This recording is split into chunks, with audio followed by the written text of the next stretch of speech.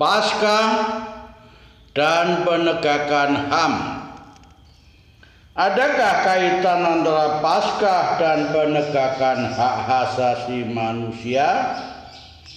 Kita ingat, setiap misa kudus hari raya Paskah kita mengulangi janji baptis kita. Saat kita menjawab 3 kali pertanyaan. Satu diantaranya, sanggupkah saudara-saudari melawan segala tindakan dan kebiasaan yang tidak adil dan tidak jujur dan yang melanggar hak-hak asasi manusia? Kita semua menjawab, ya, saya sanggup. Sebagai pengikut Kristus kita harus menjawab ya. Tidak boleh ya dan tidak. Sebab dalam Kristus hanya ada ya. Dia itulah ya untuk semua janji Allah. Itulah sebabnya oleh Dia kita mengatakan amin untuk kemuliaan Allah. Lihat 2 Korintus bab 1 ayat 18 sampai 20. Jawaban ya membawa konsekuensi yang besar terhadap apa yang kita iakan atau yang kita amini itu, yakni berjuang melawan segala tindakan dan kebiasaan yang melanggar hak-hak asasi manusia itu.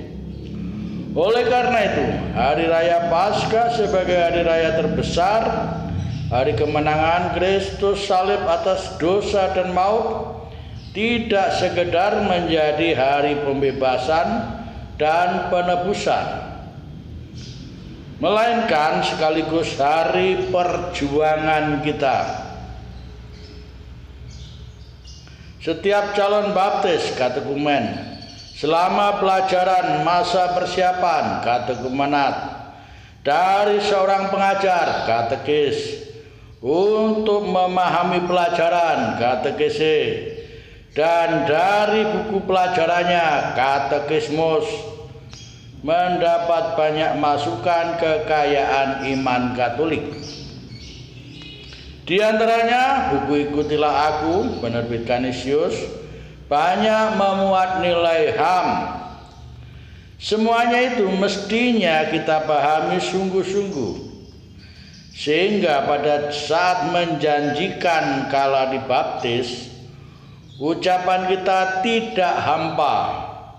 Begitu pula waktu kita mengulanginya di setiap perayaan Paskah, hendaknya sungguh kita sadari Paskah tidak sekedar membaharui janji baptis, melainkan menegaskan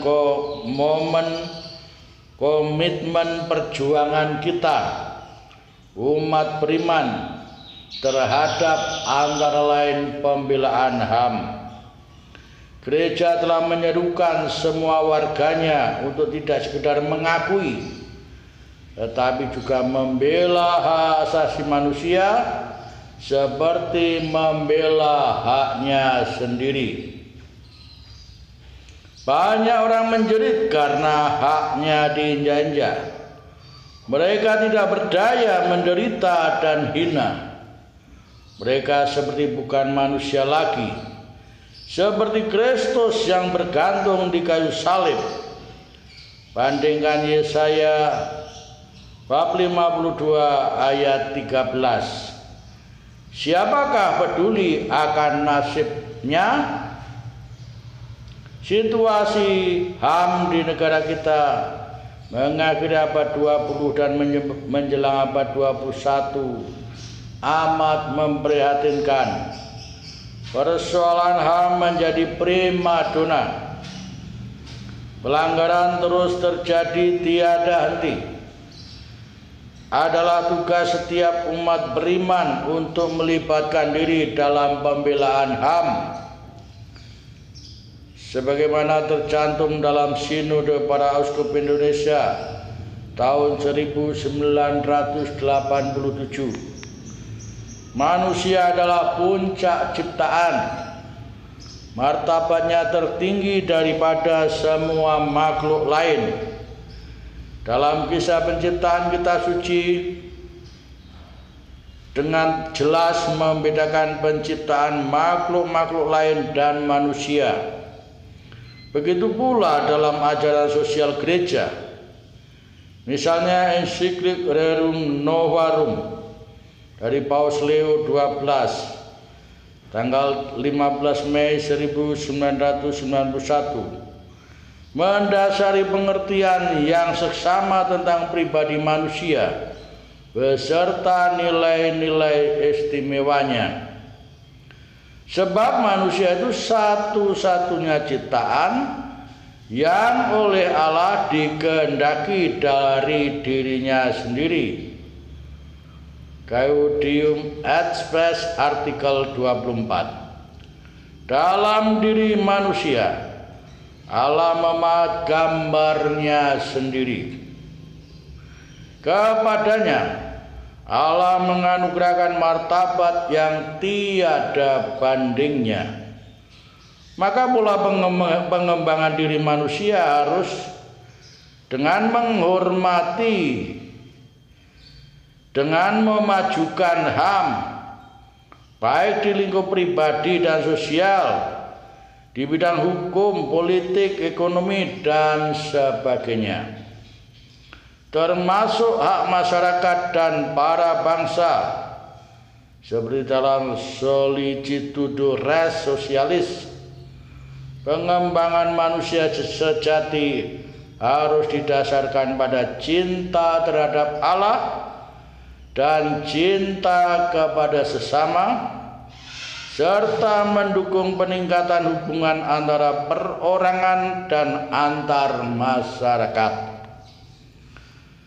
Hal tersebut yang sering disebut oleh Paus Yohanes Paulus II sebagai peradaban cinta kasih, civilization of love. Tiadanya peradaban ini berarti adanya pelanggaran HAM yang inti, seperti hak atas hidup dan kemerdekaan, pembunuhan sewenang-wenang, penyiksaan fisik maupun psikis, hukuman kejam, perbudakan dan perdagangan manusia, human trafficking, genosid, pemusnahan terhadap satu suku bangsa, kekejaman rutin aparat terhadap penduduk, perampokan, pemerkosaan, dan penghancuran basis kehidupan seperti membakar, merusak, dan sebagainya. Satu saja dari hak-hak itu dilanggar secara sewenang-wenang, suatu negara belum dapat digolongkan sebagai negara beradab. Lalu kita bertanya diri, sudah beradabkah kita? Pada pengadilan terakhir, seperti yang disabdakannya, segala sesuatu yang dilakukan untuk saudaranya dilakukan untuk Yesus. Matius bab 25 ayat 40. Baik dalam perjanjian lama maupun perjanjian baru, Allah menyatakan diri sebagai Tuhan yang memperhatikan kaum miskin dan tertindas. Allah mendengarkan jeritan, mengetahui keadaan, memperhatikan situasi, dan melepaskan penderitaan umatnya. Misalnya kitab Keluaran bab 3 ayat 7-8. Tindakan Allah itu sendiri yang menjadi dasar penegakan HAM. Kasih-Nya menjadi teladan hidup kita. Cintanya menjadi nyata dalam pengorbanan Yesus. Seperti yang disabdakan Yesus sendiri, tiada kasih yang lebih besar daripada kasih seorang yang memberikan nyawa untuk sahabat-sahabatnya. Yohanes bab 15 ayat 13. Paskah harus menjadi hari peradaban kasih, dan dengan demikian membawa berkah bagi sesama. Paskah mengingatkan perjuangan untuk HAM sebagaimana janji yang kita ucapkan saat kita dibaptis dan setiap kali perayaan Paskah. Tuhan memberkati kita. Amin.